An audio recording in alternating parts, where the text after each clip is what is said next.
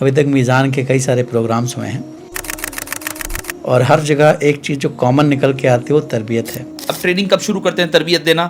جب بچہ آپ کی نافرمانی کرتا ہے یا بات نہیں سنتا. جب آپ سوچتے ہیں کہ اب بچے کو سکھایا جائے، جب تک تو تناور درخت بن گیا ہے. اور اس کا تعلق کسی مذہب کے ساتھ خاص نہیں ہے، یہ ہر مذہب کے پاس ہمیں ملے گا. بالکل یہ ہر مذہب کی تعلیمات کا حصہ ہے. کیا کہ انسان کو انسان بنائیں.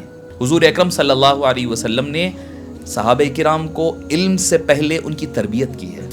سوشل میڈیا نے جو دین کی دعوت تھی اس کو آسان بنایا ہے یا پھر اس کو اور زیادہ پیچیدہ کر دیا ہے؟ دراصل سوشل میڈیا کیا ہے؟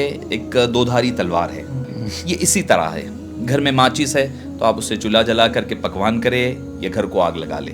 اسلام کے نام پہ جو ایک شدت پسندی ہے، دیکھیے کہ پہلی بات یہ ہے کہ اسلام کی تعلیمات میں کہیں پر شدت پسندی نہیں، بالکل کہیں پر نہیں ہے. یہ بڑا غلط الزام ہے اسلام پر.